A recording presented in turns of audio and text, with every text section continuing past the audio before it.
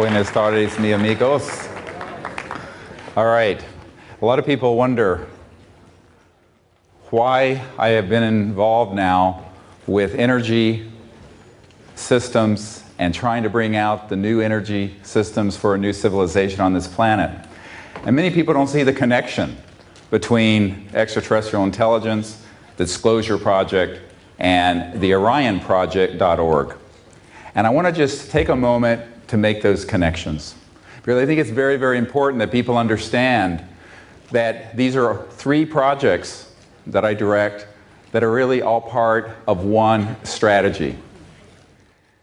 Now, many of you know that the whole UFO question has been kept secret for more than 60 years. And there are a number of reasons why. Number one, in the early days, they didn't know what they were dealing with. Number two, there were reasons that were theological and religious. And some of those still continue for some people in the secret government.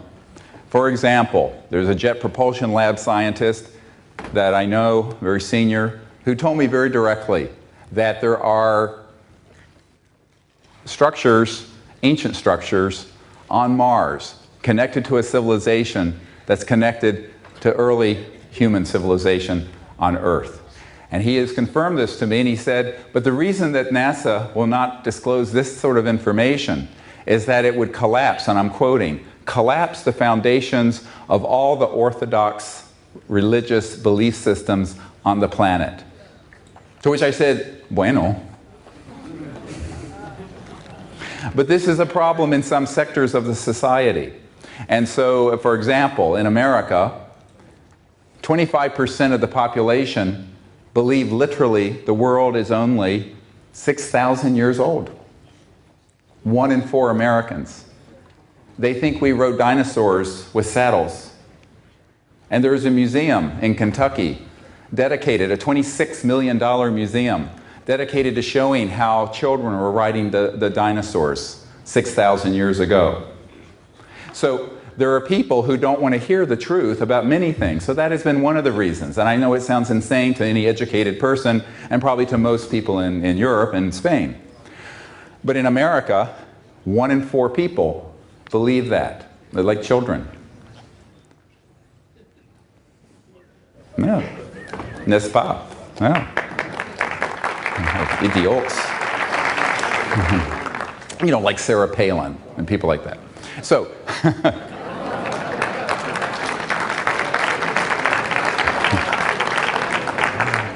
however, there is another reason. If they have been able to keep these UFO matters secret, they can provide a certain amount of information to the public and control it and spin it in a way that will be frightening. And by indoctrinating over a few decades the populace with fear, they hope to create a new enemy to unite the world around a military junta. So fear is the mind killer, and fear is the spirit killer. And this is, they're hoping that this sort of midbrain of humans, where we have this fight or flight response, the primitive, muy primitivo, that this will cause people to give up their mind and their heart and their higher spiritual state and succumb to sort of a brave new world of conflict with these beings. And this is what Werner von Braun, who invented the rocket for Adolf Hitler, his spokeswoman for the last 5 years of his life, said in this Disclosure Project testimony that this is a long-term plan to hoax a threat from outer space. So that has been another large agenda. And by keeping it secret enough, but putting information out in small amounts that they can control, they are trying to do a long-term psychological warfare operation. I have a 1953 CIA document that explicitly talks about the psychological warfare value of this subject in this regard. So there's another reason. Now, the big reason. In 2009, from I would say, 60s until now, the big reason is because if we announce to the world that there are these things that I was showing earlier, flying around, that can be hovering, and then go 20,000 kilometers an hour instantly and make right-hand turns and disappear and reappear 40 miles away. Any scientist with an IQ greater than mud, dirt, is going to say, how are these things doing this? And when that question is asked, it shall be answered. And when it is answered, it means that the energy, propulsion, transportation, all of these technologies will be known. You cannot have a disclosure on the subject that we're being visited and that they've gone through interstellar space at multiples of the speed of light without opening up this other question of how.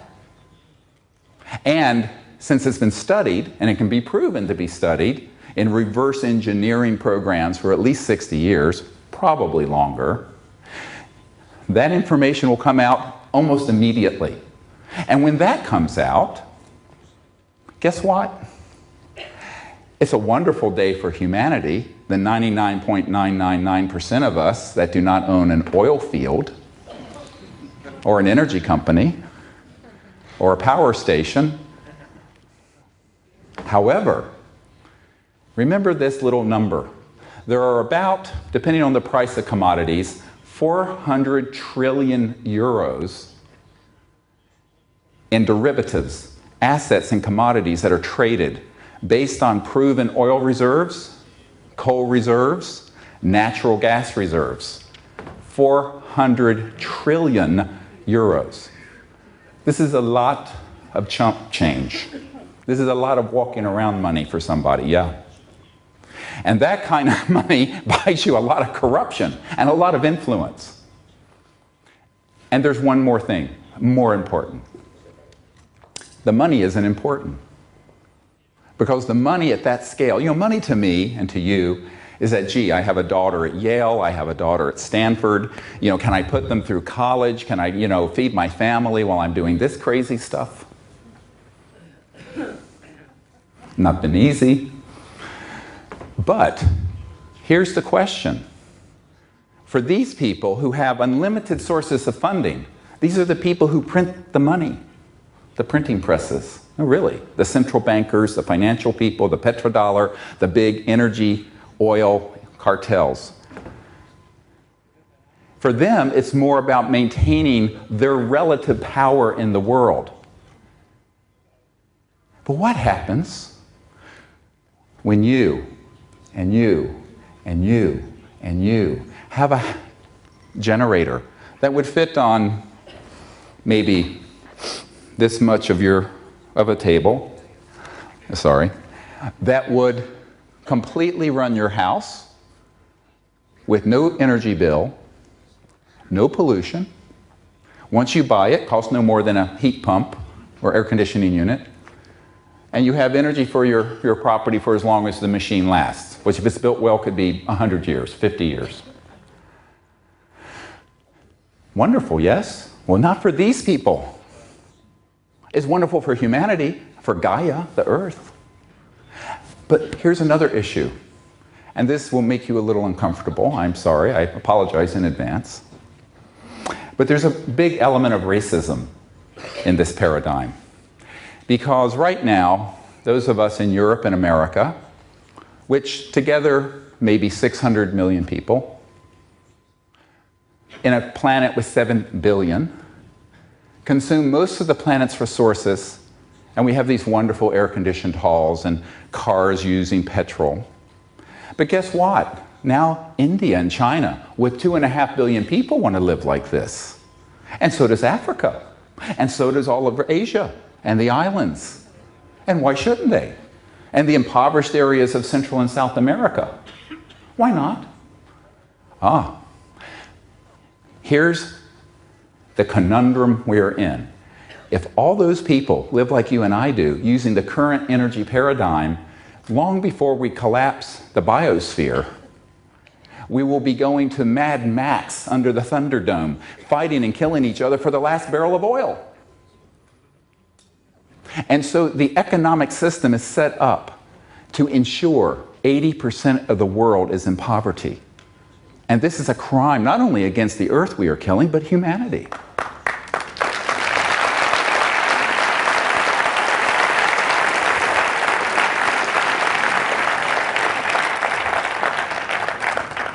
So it is an act of compassion to say we must bring out these sciences and technologies, along with the disclosure that we're not alone, and along with what Cseti is doing, cseti.org, which is making diplomatic contact with these visitors to establish a foundation for universal peace, not just world peace.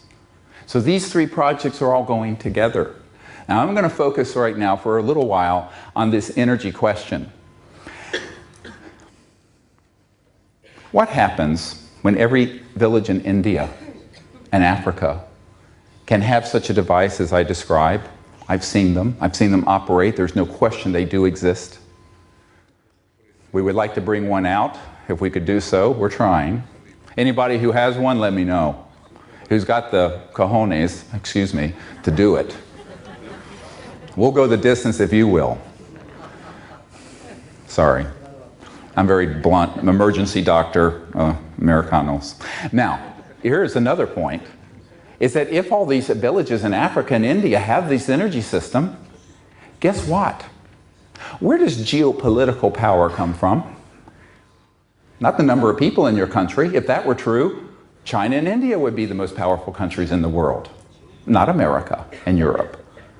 Geopolitical power comes from your economic and technological prowess. When we democratize these technologies and allow them to be available throughout the world, we will have to put a seat at the geopolitical table for the people of Africa, the people of India, the people of China, the people of Southeast Asia, the people of Central America, the people all around the world. And there are people who don't want to share that power. They like having it for themselves. This is really what the question is a very fundamental issue. Because if you allow these technologies to be known, within one generation, 20 years, the environment will be transformed. We will have a new macroeconomic system. The work week for the average person will fall to about 15 to 20 hours a week. Seriously. Manufacturing would become very inexpensive. And the world, this would be the tide that would lift all ships. But the centralized power system we have, based on super tankers bringing oil and central power plants burning coal or nuclear power or what have you, that system is centralized, but so is the metaphorical or the symbolic power of the geopolitical system. And all of that would change, tilt. It is the biggest change in the history of the human race. And if you added up everything from the mid-1800s with the dawn of the Industrial Revolution to today, Microsoft, computers, lasers, the internal combustion engines, rockets, jets, this disclosure and the bringing forward of these new energy technologies will eclipse all of them added together. It is breathtaking. And when I have sat with people who are very powerful, they say, oh yes. I'll tell you what an admiral said, who was in charge of CONUS, continental United States, C-O-N-U-S. And he said, yes, you're absolutely right. This should come out. It should have never been kept secret. However, my job really has been maintaining the status quo of the world's oil supply and energy supply. It really is. And I don't want to deal with a change this big. I just want to retire and go fishing at my ranch in Wyoming. Now these people put their pants on one leg at a time. And many of them don't want to take on such a huge issue. And when they have suggested it, then they're threatened. Let me tell you what happened to a former CIA director who really believed we were long past due for the truth. The truth. This is the subtitle of the conference here. Wonderful individual late in life, he kind of came around. You know, I believe all people, no matter, I know you cannot demonize people on this planet or anywhere else. Everyone is educable. Maybe I'm an optimist, but I believe that basically all of us have the spark of goodness within us and we can do the right thing. And so through a lot of work, our group had been able to reach a lot of officials within this majestic entity. And one of them was a former CIA director named Bill Colby. And Bill Colby was getting up there in years. He was old. And he was a member of this group. He had concluded it was time to help us. So he agreed through a colonel who was his best friend, communicated to my team and said, look, we want to meet with you and we want to hand off one of these devices, fully operational, and about 50 million US dollars in seed funding so you can get it stabilized and secure and out initially to the public. I said, good. The week that he was going to meet with us, they found Mr. Colby floating down the Potomac River, and he had been murdered. Yes, absolutely. His wife admitted as much to CNN. Now, nobody knew why this sudden taking out of a former CIA director, and it was never investigated as a murder. It was an accidental drowning. But it was a shot across the bow to others who would like to bring and defect from this group. And it scared a lot of them, including then President Clinton. I mean, he wasn't very brave, but he wasn't stupid either. I would prefer to be with someone who is intelligent and has courage, however. So after this happened, and we began to analyze what the dynamic of this was, it became very clear that we were going to have to do some more groundwork for this bringing out of not only the information, but the actual technologies that can give us a new civilization, a new Earth, a new planetary society here. And in the course of this analysis, we said first we've made the contact, and this is now ongoing, as you've heard yesterday. It is amazing, and it's going up exponentially in the last 6 months. We have to do disclosure. That's been done. People say, when is disclosure going to happen? I said 80% of the public already know this is real.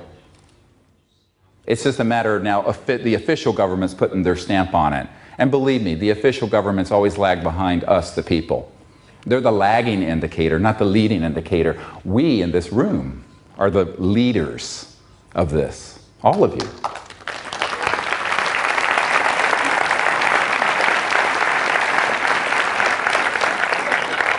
And so then I said, well, we have to also lay the foundation for bringing out these new technologies. Now, many people believe, mistakenly, and I was having someone help translate the introductory remarks. Thank you very much for your kind words. But I want to be clear on something. A lot of people think that these technologies have all come from the studying of UFOs that have been shot down or something. This is not true. There has been reverse engineering and study of these sort of technologies, and I know men and women who have worked in those programs. But remember, the laws of the universe have a very nice coincidence. They're universal. And so if they can be developed in Alpha Centauri, or the Pleiades, or any galaxy, they can be developed here. And guess what? Through the minds of people, beginning in the late 1800s, this knowledge started coming through. Nikola Tesla, for example. T. Townsend Brown, who started doing in the 1920s anti-gravity, high voltage electromagnetic effects where things would levitate and lift. He then developed this with a professor at Princeton who worked with Einstein, Dr. Beefield, and it was called the Beefield-Brown effect. So these things were done independent of any extraterrestrial study of craft.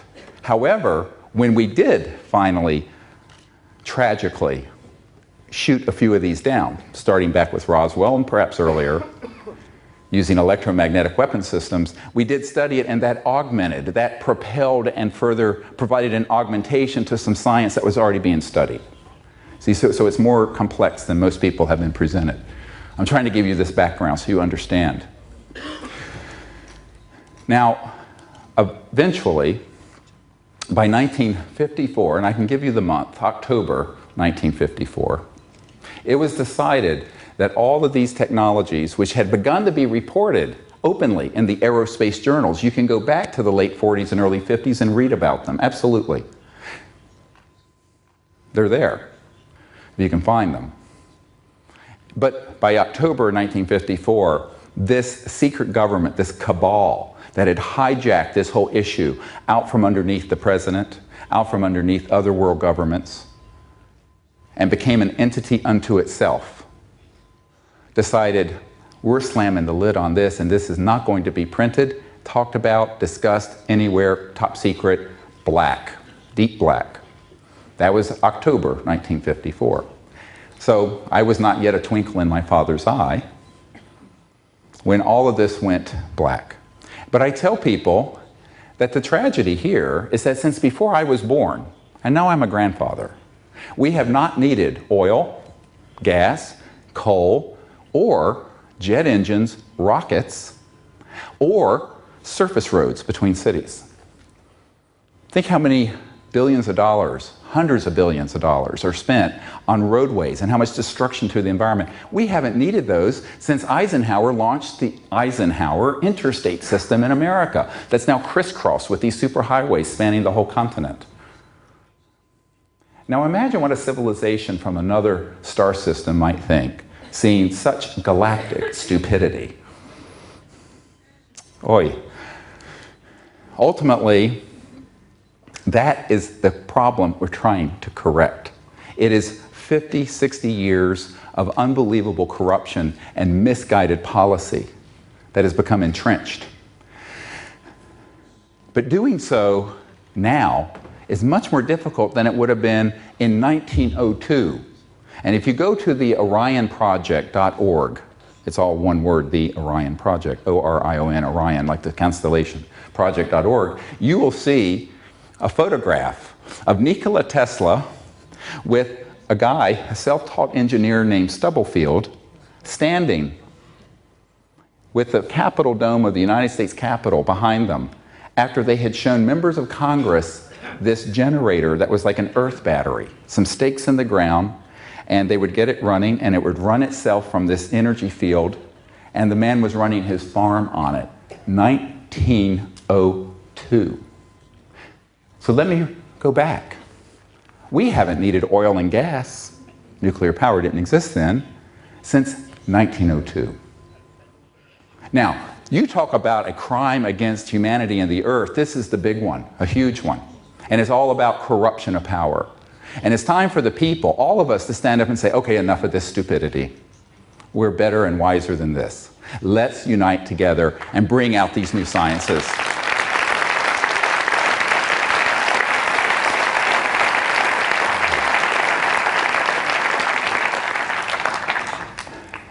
Now, if it were easy, it would have been done in 1902. Nikola Tesla had his technologies suppressed. Westinghouse, J.P. Morgan, the Rockefeller family, they did not want this to be known because it would upset their apple cart in 1902, just like the apple cart would be upset in 2009. But you know what? In 1902, the world had less than 2 billion people. Only a fraction of them had electricity and were using oil and gas. Now we have 7 billion people, and we have 1 billion motor vehicles on the road. So we have become more addicted and more addicted and more addicted and more addicted into this paradigm of a planet-killing system. And that is what we must go past and beyond and leave that behind. Whatever people will say, oh, it would be too disruptive to the economy. What will happen to the petrodollar? How about unemployment in the energy sector? Well, there'll be new jobs. It's like saying we shouldn't bring out a car because people making horse carriages for horses would be out of business. This is ridiculous. That excuse has been used, it's a false paradigm, so that people will stay in line with the power elite that have the power they have. And so we have to say to our leaders and to each other, let's find a way to come together, those who are engineers and scientists, those of us who are leaders in the new energy movement, the public who are concerned about the environment and energy, and those who have the resources financially to do this. Not any one person, certainly not me, can do all this. Let me tell you a little secret about myself. I can't hook up a DVD player. My wife has to do that. I'm such a stupid, unless it's a defibrillator for the heart or a respirator for the lungs, forget about it, I'm an idiot with machines. So don't ask me to build one of these things. I can't hook up my DVD player. My wife does that for me. And I'm really terrible with such things. So we need to combine forces. We need to combine this effort. And when we do, then we're going to need to have the strategic leadership to make the run. It's a huge run for the goal. We have this goal, and that's to get it out to the people quickly. Because anytime one of these technologies surfaces, and there have been many, such as the Stan Meyer car that was running on water, and then he died suddenly, and his work had a national security order slapped on it before he died. And now it's sitting in a warehouse somewhere with a family who really doesn't know what to do with it, and it's a very complicated situation. We've been trying to get them to help let us bring this back out, but it's very difficult, and that may not happen. But the same technology can be done by this gentleman, perhaps, or this gentleman, or this woman. Why not? I don't have that skill set, but someone here might. And here's what will happen if they do, and they can have a discussion with me. And we can do this privately. I'll sign a confidentiality agreement if it's a commercial issue, is that we will put our entire strategic team behind it, and within weeks to months, it will be seen by billions of people. We will do the largest press conference in history, and we have the people who will get there, and absolutely, if we can test and vet this system so that the scientific certainty is there, it will be disclosed rapidly, long before it's available for sale. Why? Because if you sit on something like this, one of three things are going to happen. Someone's going to come along and offer the group that has it more money than God has to buy them out. This I know because I know people who sold out. Number two, they will be ordered, if they don't sell out, to keep it quiet under threats of all kinds. In the United States, there are over 4,000 patents, because we have someone in the patent office who was there, a witness to this. 4,000 patents on these kinds of technologies that have been falling under the National Secrecy Act. And there's a Title 35, Section 180 and 185 of the title law, patent law in the United States that allows for a national security seizure. And this has been abused by the power elite to keep these things secret once someone tries to get a patent. So that's a whole problem. And then there are the people who have just been flat out killed. Now, I've had plenty of threats directed at me. It doesn't matter. No one's going to stand me down. And as I said yesterday,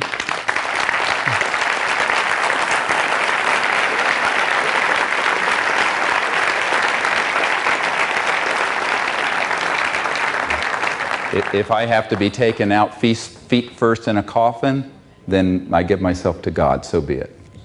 This is it.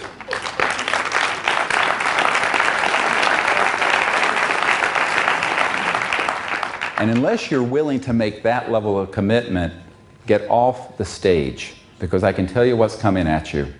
What I call, politely, Murder Incorporated. And Murder Incorporated are these consortium of interests that will do anything to keep this information from coming out. Now, This means that there has to be a very well thought through strategic plan to get something from a prototype that would sit on that podium that proves this principle of extracting energy from the 0 point or quantum vacuum flux field. I don't want to get too technical. I'm only a country doctor from Virginia, so I don't pretend to be a physicist. I know enough about it to get myself in trouble, but I can describe how it works. And basically these systems, when you look at them and how they're operating, you can bring them forward very quickly as a prototype. Now, it may take a little longer to have a manufacturing and distribution and all of that, but you can certainly bring it out very, very, very quickly in terms of announcing it to the world. And why? Because this is the message of great hope. Imagine what our people all over the world would say when they realize we're not having to destroy the planet to live. We don't have to go back to the Stone Age. We don't have to commit what I call planeticide, the deliberate killing of a planet in order to have lights and air conditioning and run around in cars. This would be such a hopeful event for all of mankind, all of the human race. And our younger generation, people who are my children's age, in their teens and 20s, this would give them a light where when they look into the future right now, they just see catastrophe. So this would be a wonderful event for humanity, but to do that, you've got to have enough people who are the friendlies, I call them, within the power elite who want to see this happen, who have your back. Now we have those. I wouldn't be alive today if I didn't have a whole group of those. It's not easy to talk about this, but this is how it works. And certainly not all of them support what I'm wanting to do, but enough of them do that when we move forward with this information, they're going to say, great, let's do it with you. And we have now over 160 of these people who are very powerful around the world who would say, if you have something like that, we're not going to do it, but we'll quickly fall in line behind you. So that has taken 19 years for me to build that system. And there's a whole 39-page strategic plan that we have where every line on every sheet of paper is a major strategic action point. And this is all ready to roll if we can get our hands on something that works. Now, we have seen more frauds and more crap going around the world looking for this stuff than you can shake a stick at. There's a lot of nonsense out there. But we've seen some of the real things too. The problem is the people who have had those have said, it's too dangerous, I've already had threats, and they don't want to do it. One man whose laboratory we were in had amazing stuff, had a dozen of these sort of devices there, and he said to me, well, I don't mind being a little bit of trouble for this cabal, but I don't want to be a major pain in their ass, because they're going to come after me and they've already threatened me. So what we need to do is find both people who understand the science and are inventors who will go the distance without fear and have the courage to do it. And this has been very, very difficult. Let me explain something that happened in the last 7 months or so, 8 months. And when you hear this, you'll be astonished and you may weep. I wept. We had a man, I have to be very careful about how much information I give about this situation, who was assigned to a very compartmented, classified project. He was a civilian, a brilliant inventor, someone who knew much more than Tesla or Einstein or any of these people. He had worked out down to the mathematical formula all the trans-dimensional technologies up to and including, and I'm going to give you a short list: teleportation, dematerialization, anti-gravity, electromagnetic-gravitic, energy from the vacuum, etc., and so on. And I'm just getting started. This guy is amazing. I've been in his lab. Now the way this works, let me explain this a little bit. Someone like that, had his own company, the intelligence community came in and stamped everything top secret, put it in a vault. He then got pulled in as a contractor to do special projects for these compartmented operations. Over the last 5 years, we had convinced them to set him free and to work with us on these technologies. And there were 5 what they call shepherds. This is the word that's used in the intelligence community, who were his shepherds, who were in charge of this kind of classification or policy. And they all agreed it was time to bring out the first level of what this gentleman could do, which was basically an energy generation device that would run your home, or you could put in your car, and you would never have to touch a drop of oil and ever have an energy bill. Because he had this. I mean, we saw these things. Now, at this point, what happened is we said, all right, has this actually been vetted, evaluated independently? And they said, yes, absolutely. The top Department of Defense laboratory near Washington, D.C., had taken his information and independently, without his assistance, just from his formula and designs and engineering specifications, replicated precisely what he had. And it worked. When they did that, a group of people came in and said, leave this alone and put it in a vault and never let it come out again. I know the chief scientist of this lab, who is a very good friend of mine. So this is a technology that has been built, tested, independently reproduced, on the shelf, ready to go. In November of 2008, this past November, Dr. Bravo and I and Dr. Loader, our science advisor, and our board hosted this gentleman at my home in Virginia. I live in a country house out near Monticello, Thomas Jefferson's home. And he came and we met for several days, and he agreed to build, within 3 months, one of these systems so that we would be able to have this out by this spring to you, the people who need it, the good people of the earth. His intelligent shepherds had said, yes, do it. All of them together. I'd met with them. Within 3 days of his returning to his skiff, which is the term used for an underground electronic eaves-proof place where you cannot get any communications in or out, but it's a highly classified facility, he was reordered out of that facility and dropped into a rat hole in Iraq as a support technician. This, one of the most brilliant scientists on the world today. He called me up and he said, just over and over again, Dr. Greer, just be careful. Dr. Greer, just be careful. Dr. Greer, just be careful. Someone had put the fear of God in him, and he thought he had a clear go because these really well-placed intelligence operatives, but some other people from outside those 5 shepherds came in and said, oh, no, you don't. Now, let me tell you what I've asked President Obama to do about this situation. President Obama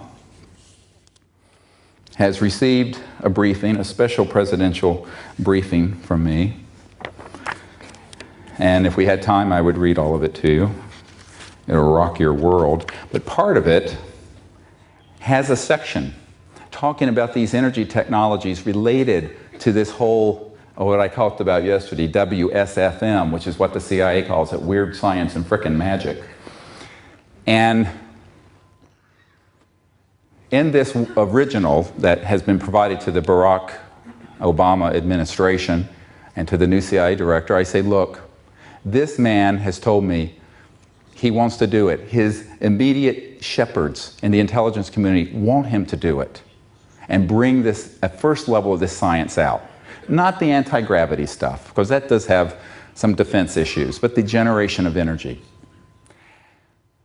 And we need an executive order from the President of the United States to specifically order this man back to this country or to the United States or someplace outside a war zone to work with us in a white world Manhattan project to bring free and new energy to this planet. Yes. We need it.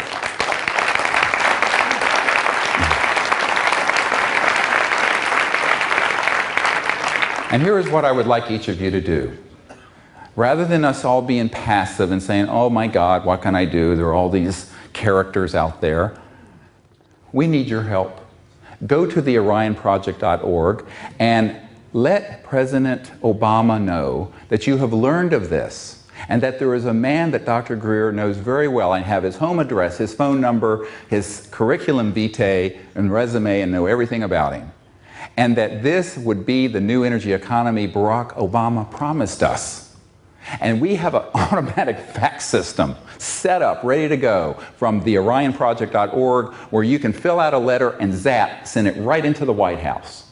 All of you, the hundreds of you here, should do it tonight. And then tell all of your friends and all of your family and all your coworkers to do it. And flood the White House email and fax system with this request. Please do it for us.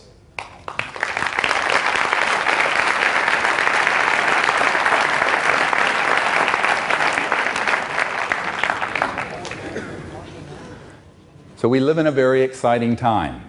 This whole adventure has been quite a roller coaster for me and my wife and family, and for everyone with whom I work. Enormous work has gone into getting to us where we are today, where we have achieved disclosure, we have made contact, and now we want to bring these energy technologies to the world. And that can be done with your help. I know we have the capacity to do it. And there's one of the most renowned physicists in the world who works in this area has said that the only group that really has a chance at making a run at this is the group that Dr. Greer has put together, both strategically and in terms of leadership. I know we can do it, but we can't do it alone. Because guess who our first level of protection is? Yes, I have security. And yes, we have people in the secret government watching our back. And yes, we have extraterrestrial guardianships watching us. And beyond, angelic. But you know, the most important is you, each one of you.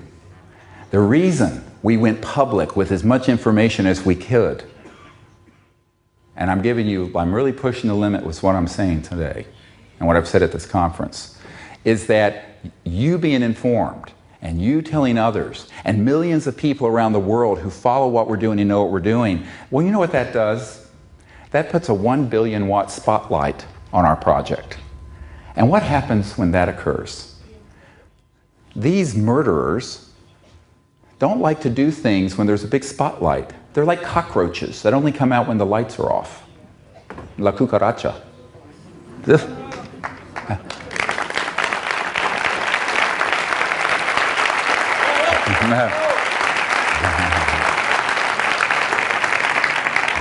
So the light of truth and the light of disclosure and the light of everyone knowing about this and being aware of it has been our first line of protection.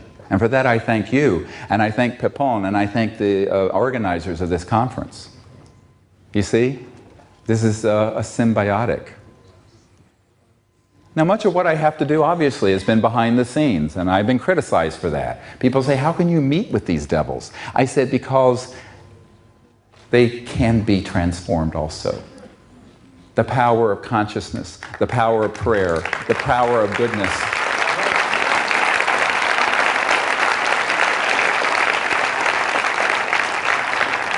Can you imagine that today, 70% of this cabal would like to see this done? Now, the 30% that are the most violent and ruthless have intimidated them, just like when they killed CIA Director Colby, who was trying to help us.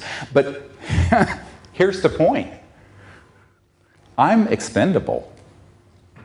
And what do I mean by that? You know, after I briefed the CIA Director for President Clinton, his best friend came to the house and said, I mentioned this yesterday, he said, well, the president won't do this, he'll end up like John F. Kennedy. And I said, c'est dommage. It's too bad. He's the president, I'm not. I'm just a doctor here. At the time, I was living in North Carolina running a busy emergency department. And he says, oh no, Bill Clinton won't do it. He said, but you can. I said, what do you mean I can? What am I, chopped liver? The expression meaning I'm nothing. And he basically said yes.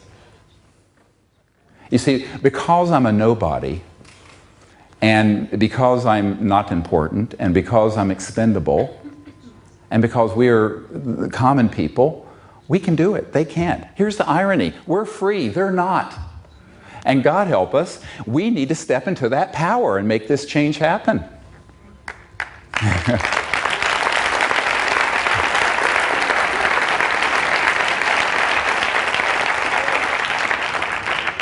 Now, I will tell you that there are some areas that are valid national security concerns with these kinds of technologies. The electromagnetogravitic systems that would allow you to go from here to, well, let's say Afghanistan and back in 3 or 4 minutes. This could have a defense application, obviously. However, there are other configurations of the technologies that would allow us to just bring out the energy generation component initially. And I see this as a multi-phased process, although we're running out of time to phase it in. It should have started to be phased in 1902. If the world had evolved to where it could have been, by 1955, we would have not had surface roads. It would have been like the Jetsons, where we're floating along. Absolutely. They were fully operational by then. I have photographs from the late 50s and early 60s of what are called alien reproduction vehicles, although it's a bit of a misnomer because they weren't all from studying the ET craft. Some of this was coming along before we began to study the ET craft. And these vehicles were fully operational by then. The irony is that, as Bob Dean pointed out, there are 2 space programs. The space program we know about and the space program that's secret. Absolutely. Now, my uncle worked in the space program we know about because he worked on the lunar module. But you hear things, you learn things when you're at that level of aerospace engineering at Northrop Grumman. But I think that the critical point here is that a lot of people say, let's let everything out all at once. And I tell you, I can only do so much. I'm not as young as I used to be. And the other point is, I think we need to walk straight, perhaps before we levitate. I would be happy just to be able to run this building without fossil fuels, wouldn't you? Let's do that as a starting point. That we can do this year and next if we get moving. Absolutely, it can be done. And so what I am asking you to do is help us identify, number 1, the people in society and in your own circle who are supportive of new energy research. Number 2, if anyone here knows of an inventor or an engineer who actually can do this or has done it, that has something ready to be evaluated and will cooperate with a very fast-moving strategic plan to move it out, they need to get hold of me immediately. And number 3, if anyone here knows of some people who can provide the startup funding that's clean, not corrupt money, clean money. I've turned away tens of millions of dollars because I knew it was dirty. I'm being modest. I turned away $2 billion. Did I tell you this story?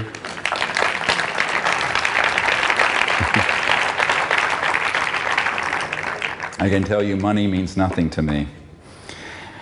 Back when I first got involved with this, the head of Army Intelligence approached me, and he wanted me to fold my operation into his. And he offered me a $2 billion fund for my personal use if I would do so. And I said, no thank you, I'd rather be independent. And he was not happy.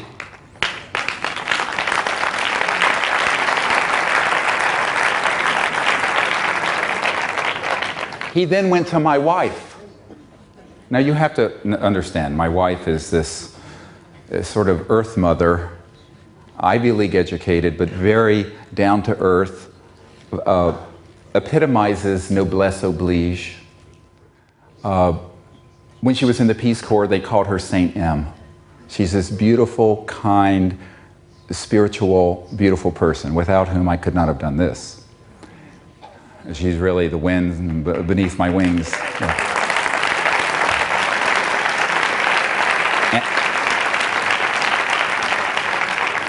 And in 4 weeks, we celebrate our 30th anniversary. So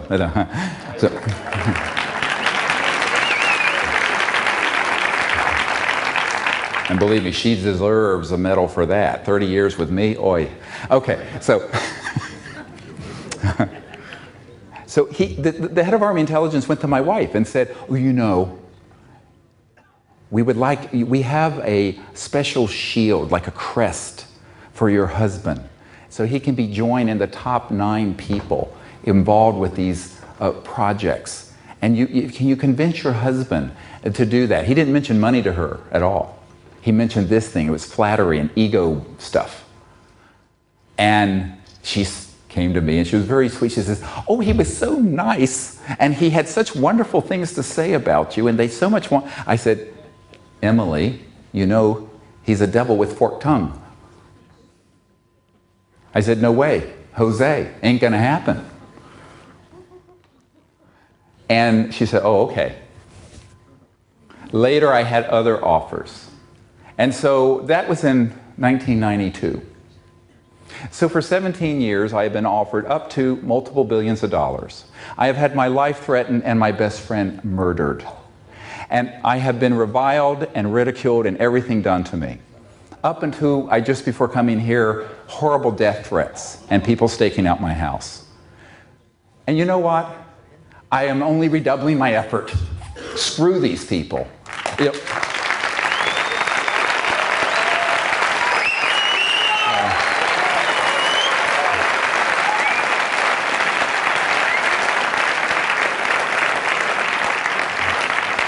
Because this I will promise you, as soon as we find one of these systems, energy systems, that is legitimate, can be independently verified and reproduced, that's the sine qua non of science, reproducibility, and is ready for prime time, we will come out with it.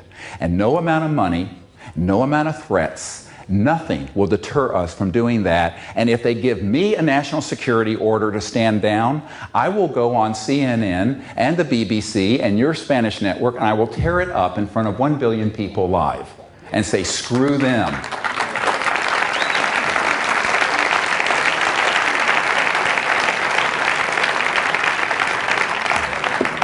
Because here's a little simple legal fact. And those of you who, I'm getting riled up here, sorry.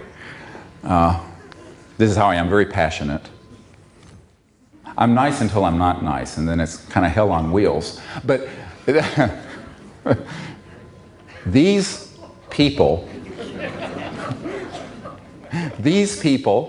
are the rogues. Not us.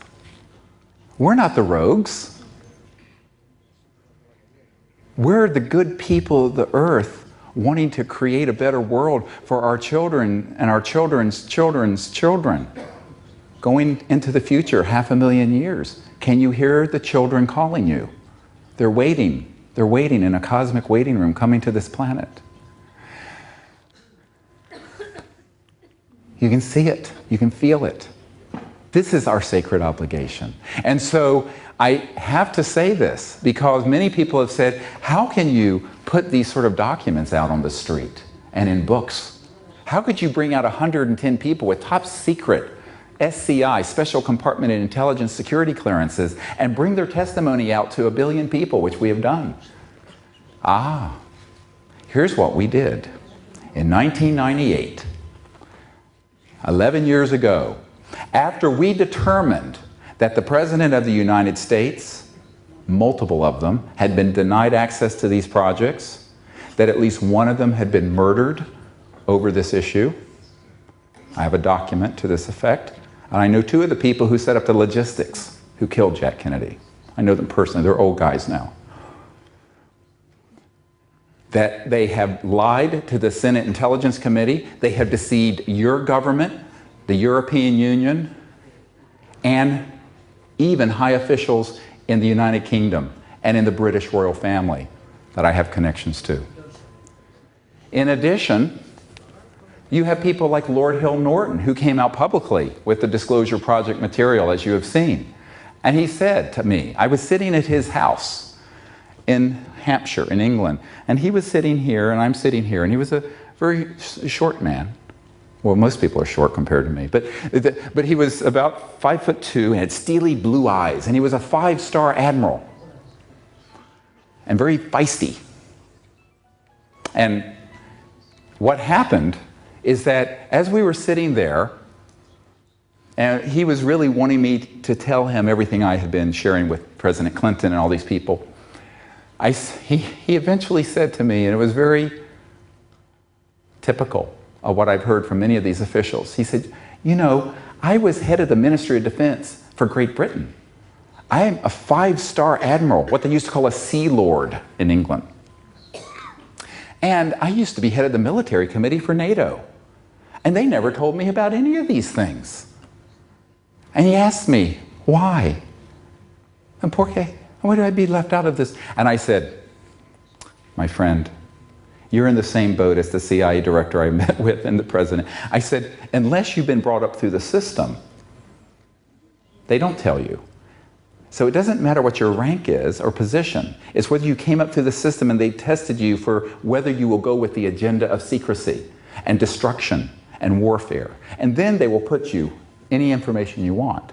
Little by little by little, they'll give you little bits until you violate their trust, and then they'll either kill you or kick you out of the program. But you were assessed.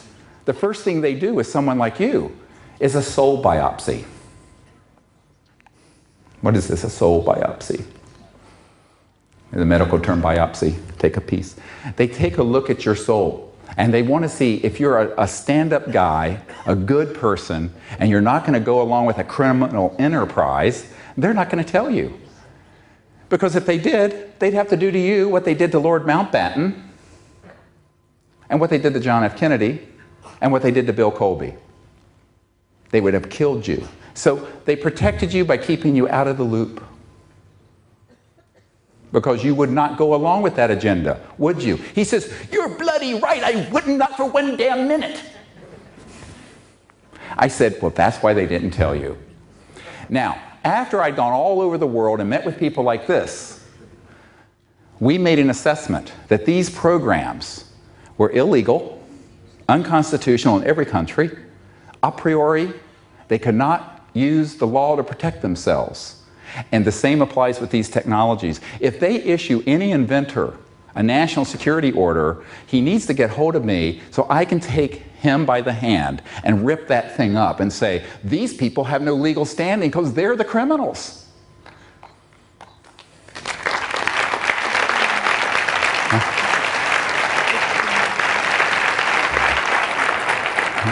Now, this is basic constitutional law and basic law. You can't break the law and have a criminal enterprise and then say, oh, I'm going to use the law to protect myself and to hide things. They cannot have it both ways. And therefore, we're on the side of the angels. We're on the side of the law.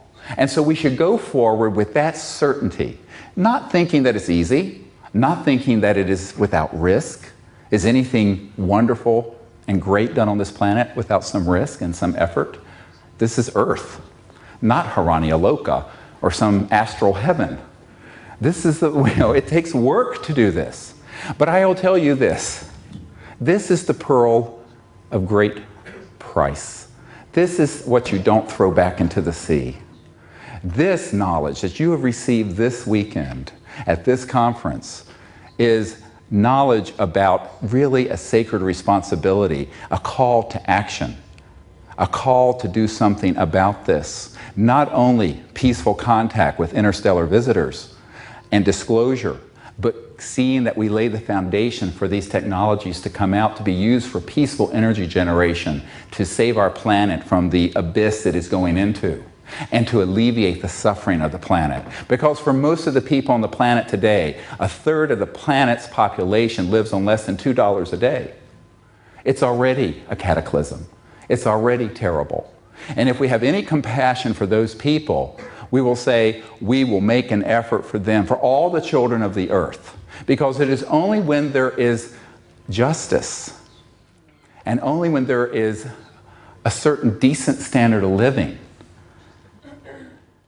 that we can become a civilized society living in peace. We cannot have peace where 80% of the population is in poverty, where there are 200 or 300 families and corporations that have half of the world's net worth and wealth. This is not a sustainable situation. So there are 1,000 reasons to do this that are all good reasons. And the only reason not to our fears, our timidity, our weakness. And this is the time where I'm telling you, we have to transcend that. We have to look across to that far horizon, that we're going to make it together. We're on this planet together, Schoolhouse Earth, and we are going to make it through. The only question is how much difficulty, how much tumult, how much catastrophe. And this is totally dependent on what we do with our free will. This is the sphere of free will. The ETs are not going to land and make this happen for us. Then we would learn nothing. It's like trying to impose Jeffersonian democracy in Iraq. Silly.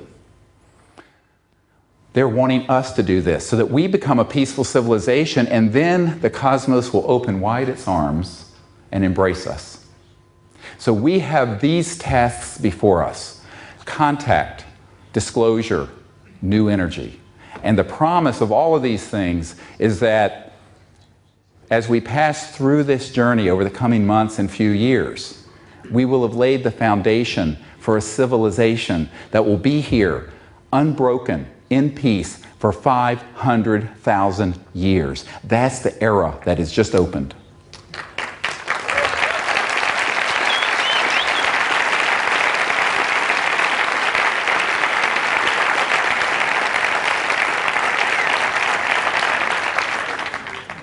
And that's the vision we should share from heart to heart with our loved ones and our co-workers and the President of Spain and your parliament. Is it parliament? I'm sorry, I may be using the wrong word. But we have to educate our leaders, but not wait for them. Many people say, "Are you waiting?" I say, "No, I'm not waiting on anybody." Forget that. If I made any mistake during the run-up to the Disclosure Project, is that I gave the Clinton administration and the US Congress too much time. I gave them 6 years. I'm giving Barack Obama less than a year. And I have announced to him, now I'm going to say something here I have not said publicly, get me in more trouble, who cares? If within a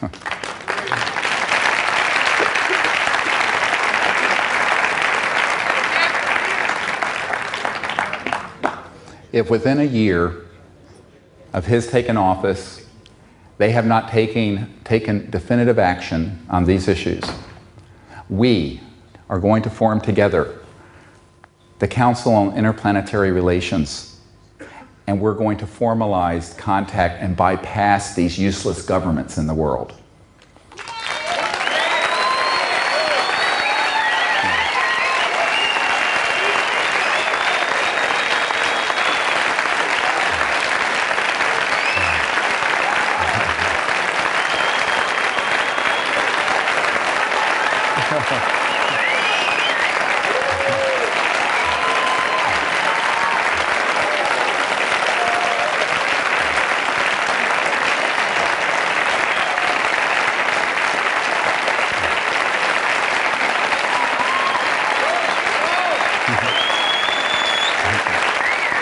Thank you.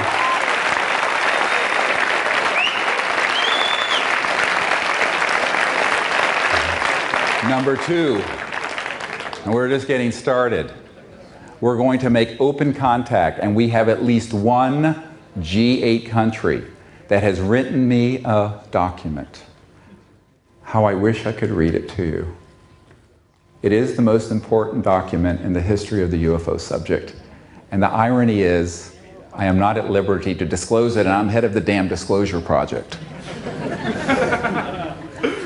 This is a gentleman's agreement, because it's a delicate negotiation. But in this document, imagine this coming from the most senior ranks of a major government in the world. They have said, we wish to go on a long-term journey together to make contact with these extraterrestrial civilizations. Will you work with us? And I said yes. So we have at least one major government who wants to do it. And you know what? If Obama doesn't get on board, he's going to be left behind in the dust of history. Just that simple.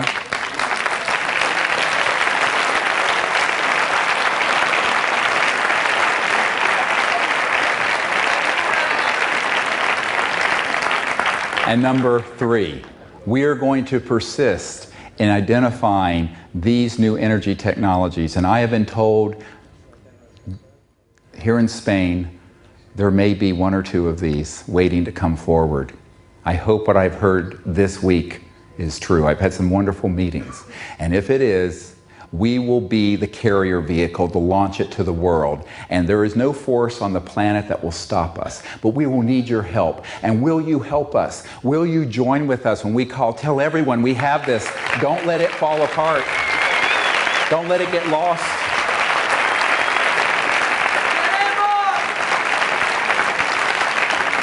Because we stand on the edge of eternity, a time where this planet will become one of the great jewels in the diadem of the cosmos, a place of peace, a place of abundance, a place of enlightenment. And we, all of us, and our children that are coming behind us from the other side, we will become ambassadors in the future to other worlds that have come this way and are coming the way we have come.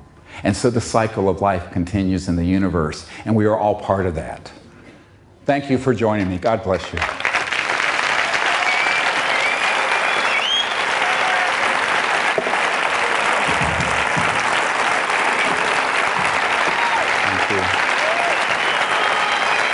Thank you. I love you.